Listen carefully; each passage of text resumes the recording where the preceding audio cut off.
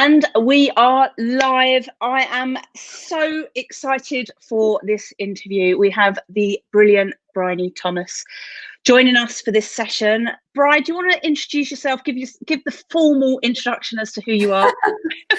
You know, whenever anyone says, "What do you do?" I do feel a little bit like someone said, "Dance monkey, give me your one-liner." And I then have this perverse temptation to say something completely ridiculous, but I won't. I am the author of Watertight Marketing. Look, I've got my book to hand because I'm a pro. And I run a business called Watertight Marketing. We have a network of practitioners across the UK, and they use the methodology that I have created over the last decade, fundamentally to stop people wasting money on marketing.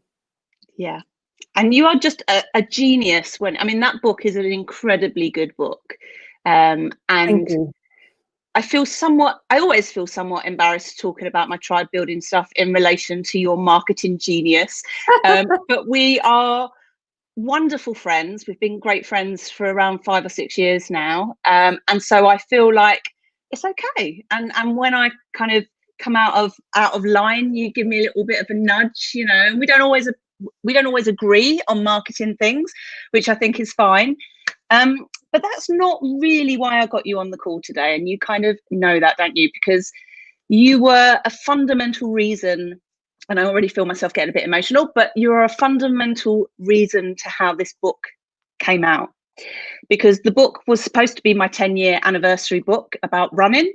Mm-hmm. But with what happened with COVID, I had no appetite to write that book at all, to finish that book. And instead, I wanted to write a book about leadership, and specifically what it means to lead online, and to look at what that means from an ethics point of view and all of that kind of stuff. And around this time last year, you got a life-changing diagnosis that changed everything for you. It's today the 14th. It is. Yeah. So this time last year, I had said to my husband, Tom, "Do you think I'm going a bit yellow?" That's the day it was. And I had been to my doctor, and she'd sent me home thinking I had a urinary tract infection. And tomorrow will be the anniversary of when I was admitted to hospital. This time last year. Yeah. So it's we are smack bang in anniversary land, which is feeling very strange. I'm having lots of moments of this time last year. And for those of you who don't know me, I know lots of you know my story of the last year, but so 4 days later, Thursday the 19th, I had the diagnosis of pancreatic cancer, which is not the one you want. Not that you want any of them. Yeah. And I always feel weird talking about this. And I remember when I sent you the draft of the book, I was like, I'm such a cow. I'm such a bitch. I'm making it be about me when it's so not about me. It's about Bryony. But I wanted to tell the story because it made such a difference to how I wanted to show up in my business this year, because I could not control what was happening to you. There was nothing I could do. I felt so powerless. Interestingly, though, Julie, I think one of the things that I've reflected on is the ripples we leave. So so you making it about you, every person who was touched by my news in whatever way has their own story, and that's true of any of us. That's true of anyone who's written a book and everyone who's ever read it, and anything that you put out online and in your work and in your life. I think what the last year has shown to me in many ways is whether you want to or not, you leave a mark. And the kind of the ripples, I would say, and how I've seen that flow has, and it's the thing, isn't it? It's not, I don't own a story, even if I'm the main protagonist in it. My husband has his own story, and that, and my daughter and my sister and all of my friends and my work colleagues and the people who my practitioners who rely in some part on me being active within my business, the team that I employed at the time, the investors who are waiting to give me money. There's a whole... It changed everything for you. And what I'm really interested in is that it used to feel, or at least I had this perception, that you could separate yourself from your job or separate yourself from your business. But now, often because of the way we position ourselves online, this it's so intertwined. Like, you are watertight marketing. You know, your journey to build that business. So when something happens to you personally, it obviously has an impact on watertight, and you would have been dealing with the personal fallout of what the news meant, but also, what does this mean for the legacy of this business that you've been building up? And I felt as much grief for the business as I did for you, because I was both. like, because I know how important your business is to you and the Yeah, you and legacy me of both. that. Yeah. And so, how soon after getting the diagnosis did you start thinking about how you would communicate that with people outside of your loved ones? Half an hour. I figured it would be something like that. You know, it was pretty high up there, because I didn't want anyone to hear it on the wind. Yeah. You know, I didn't want anyone who I knew was going to be significantly impacted to hear it in any other way but somebody talking to them on the phone. It wasn't me, it was my very good friend Cheryl, on the work front, where she, bless her, obviously she has her own story of that week, but she had the job of calling anyone work related. My sister had the job of calling anyone family. My husband had the job of calling, you know, his family, and I called my very close friends, as you know. And it was, you know, the telling work people, I had to, you know, I knew how much money there was in the bank. I knew, therefore, how long I could keep my assistant in role if I weren't working. And I wanted to communicate all of those things. Although the real, and I know we'll come to this because it's part of the conversation, that what transpired was that I didn't have critical illness cover. So I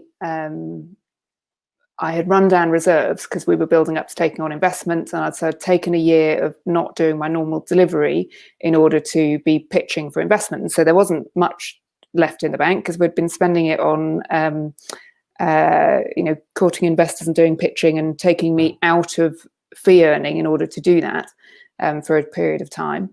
And even we'd been through the founder risks and everything, and I was convinced, but I didn't look it up, that part of my life insurance had critical illness insurance, and it didn't. It didn't. Yeah, it didn't. And I know that after, I can't remember the timings, but after a little while, a kind of broader message was broadcast, and it felt very Bryony, if I'm being honest. It felt very efficient, and it was communicated as you would expect from a marketing person. It was honest, it was transparent, and you asked for help. You also put really good boundaries in place around not wanting flowers and not wanting your home to become, you know, a flower and sweet shop. And what went through your brains in terms of that as a kind of comms plan, I guess? Yeah, so that came about only after I knew I was operable. So from the 19th to the 27th of December, I very much lived in expectation of probably having about 12 weeks left to live. So in that fortnight, I did speak to close friends. I did tell people who immediately needed to know what was going on. But then on the 27th of December, I got the news that I was operable, so I had a chance of living. And so it was really from there that I thought, well, if I've now got a chance, I need to think beyond dying. So I now there's one plan, which is Bryony dies, and in that circumstance, what needs to happen? And then there was the Bryony doesn't die, which is clearly preferable. What needs to happen? And And at that stage, having realised that I didn't have the critical illness cover, there were a number of things. So I didn't want our house covered in cards. I wanted Eleni, our daughter, to have a fair amount of normality. I knew how much money was in the bank, and I knew how much I needed in order to keep Emily, particularly my full-time assistant, in role. And so I kind of did the maths and thought, well, if everybody spent £2.50 on a card and 70 pence on a stamp, all of the people who are likely to want to send me a card, that's quite a lot of money. Such a Bryony way of thinking of things. I don't bloody want cards all over the place, because then I feel guilty about putting them in the recycling bin, and I won't have enough space in the house for them. And I know that sounds really ungrateful, but I wanted our home to be normal, as far as humanly possible. And so, and I can only handle one bunch of flowers at a time, really. So it's just. So I put up a Just Giving page, which is still live. I need to keep it. I need to take it down, actually. And it went live, I think, the week after my op, when we knew the operation was successful. Yeah. And so you can still read what's there. If you go onto Just Giving and Google Bryony, search Bryony Thomas, you will find it. And so I said, if you don't send us a card, give us a donation instead. That sounds so bloody cheeky, doesn't it? But it was genius. It was absolute genius, because in a crisis like that, no one knows what to do. And so even in your moment of potential dying, you helped us know what to do, which is just such your style. You're so pragmatic about things. But it was such a great way of modeling leadership, even in that crisis. Yeah, and I don't know what to say to that, really, because I wasn't modelling anything. I was just being. Yeah. And I know that that's hard to get that feedback, but I was just in absolute awe of, even in a crisis, she's leading us all through it. And throughout the whole journey, which, to deal with that and a global pandemic, and to have your chemo cut short, and all of those obstacles that you went through, you kept people updated on the process. And in doing so, you educated everybody about that specific cancer issue. And you've since become an ambassador and have billboards all over the country with your face on. Yes. So I also published a book. In between that. So it was mainly written. And it had some finishing touches that needed doing, and not once did it cross my mind not to finish the book. So I think on the Friday, so I was diagnosed on the Thursday, I'm pretty sure on the Friday I said to Tom, I am getting that book out. There's no way that I'm not getting it. It was just never it was never not going to be published, because it was essentially written. And so it seemed, I don't know, I think I've spent the last 10 years being quite visible, and so it would have felt somehow dishonest to not be visible. And the other thing that I found helpful about putting the videos out, which I did once every month or so, was, this is going to sound really awful as well, but it stopped people contacting me. Because it gave them the update that I knew they needed, and they could comment on the video, but then I didn't have stuff coming on email, cards, phone calls, text. It was all kind of neatly in one place, which made it much easier to manage. And broadcast is kind of one way, so I just get to say what I want to say and then go in between treatments and stuff. So that was useful. And then, so I've aligned with Pancreatic Cancer UK, that's the charity. And what did I start off doing? You do TV. I did ITV News. Yeah. I did BBC Bristol News. I did the Telegraph. So there were a few sort of press things that came in. And then from there was the idea of the No Time to Wait campaign, because people were having their cancer treatments delayed. So if you go to Pancreatic Cancer UK, there's a No Time to Wait thing on the homepage, and if you go to that page, you'll see the campaign. Sorry, that's my alarm telling me to take some medication. That I think we've reached about 70,000 signatures, which they're using to lobby Tibet pancreatic cancer patients off the waiting list. It's also raised over £120,000. Yeah. And I think that's the bit, like, you have activated your tribe. Yeah.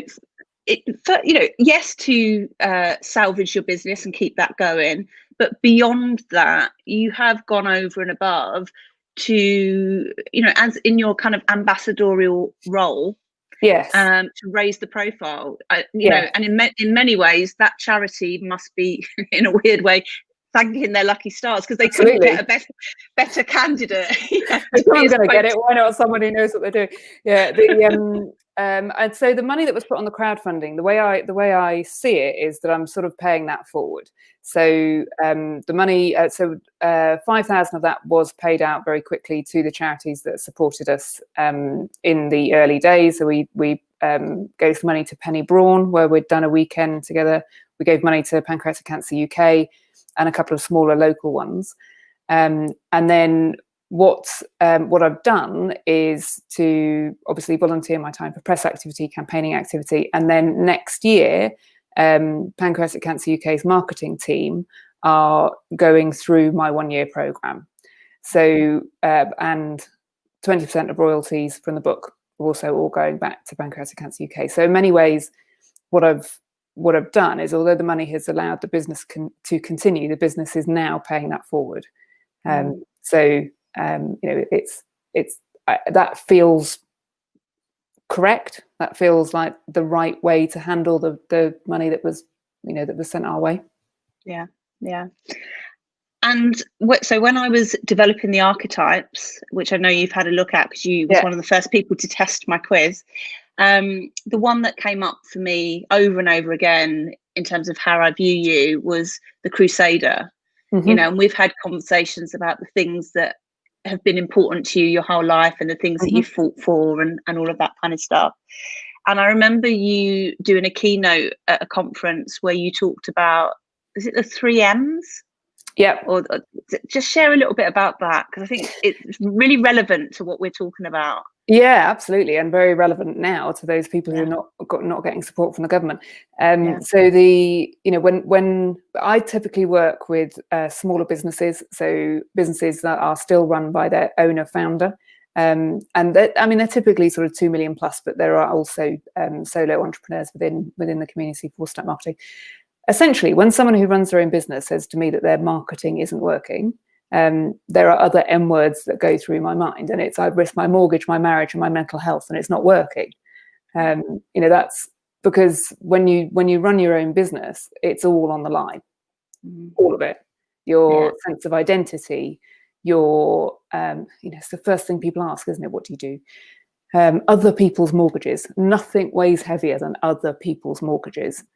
So people who've created employment,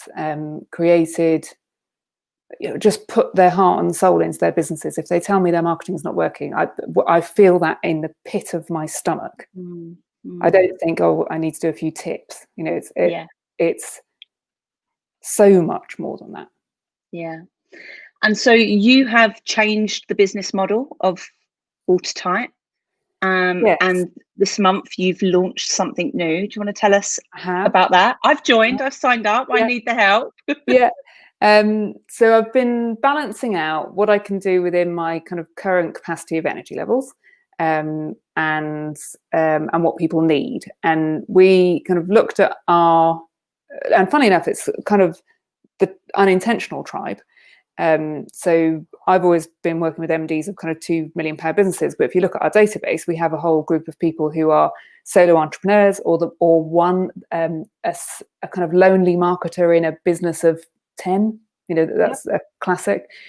So unintentional followers of the book, and we thought, well, what do they need? And what they need is someone to help them make it all happen, because they're a bit overwhelmed.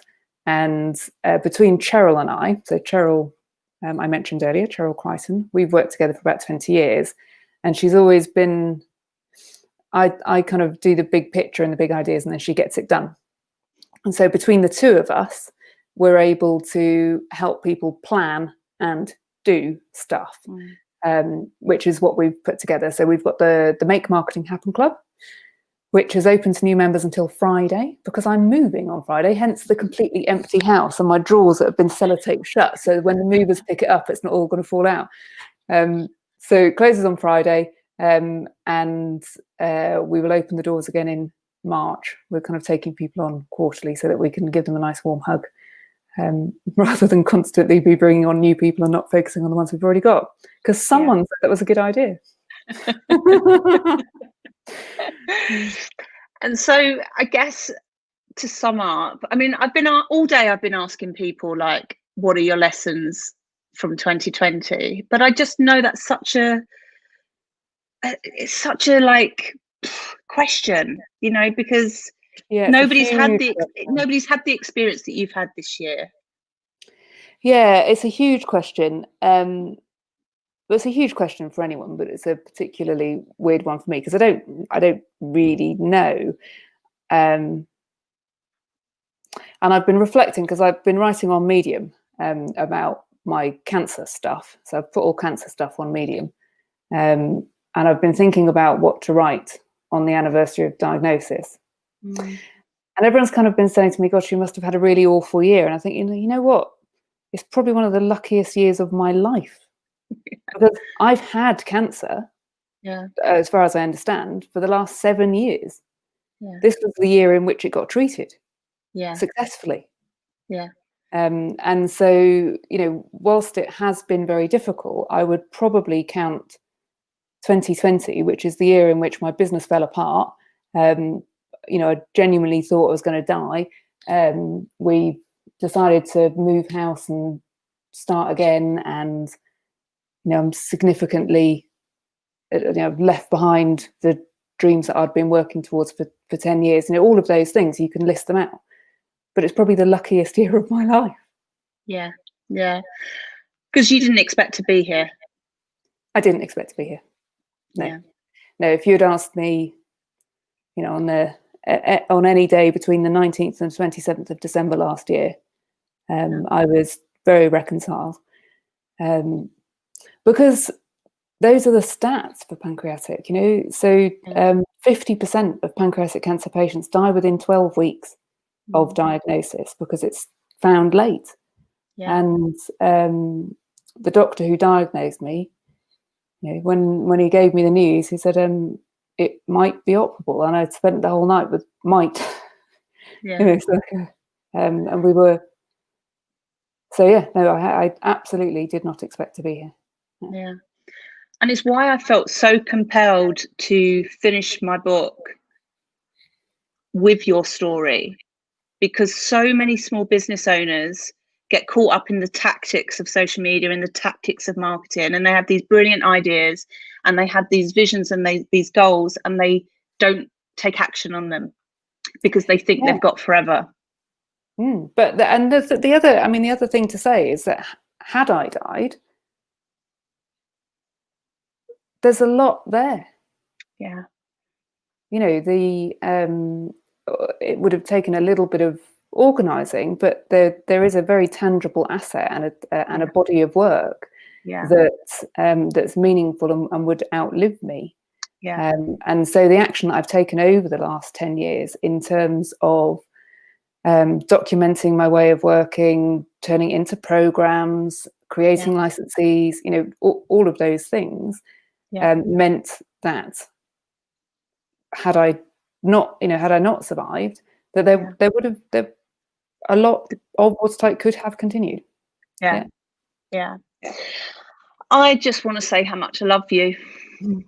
I really appreciate the fact that when we met all those years ago, that we persevered with each other, and you know, I'm just really glad that you're here, and I'm just super proud of what you've achieved this year, which I know sounds weird given the context, but it's been inspiring. Still Going Alive is kind of up there on achievements of the year.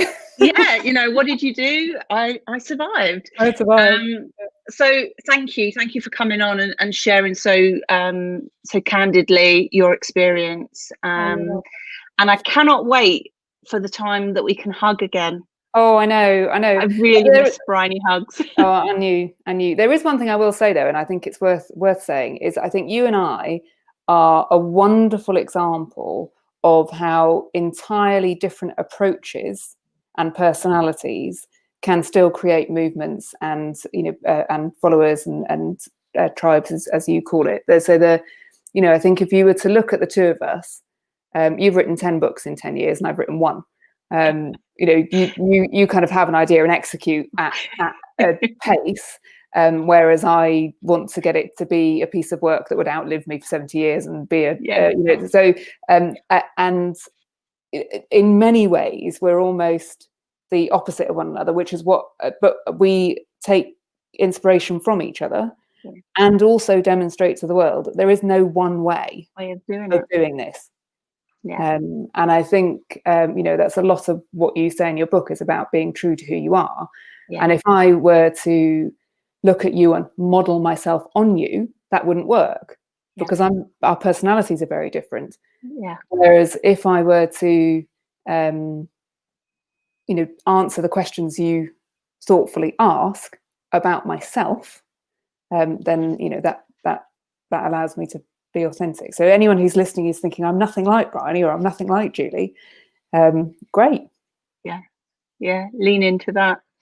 So how can people find out about your work, the cancer stuff, but also obviously watertight marketing?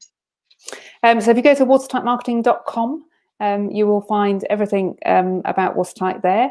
If you're interested in joining the Lonely Marketers Club, as we've been talking about it, the Make Marketing Happen Club, if you go to watertightmarketing.com/club, and if you go to Medium and search for Bryony Thomas, you will find what I've written about having a crazy time with cancer. Brilliant. Thank you so much. I hope you have a wonderful Christmas, and thank you. We will catch up soon. From a different house. Yes, exciting. All right, love. Speak to you soon. All right.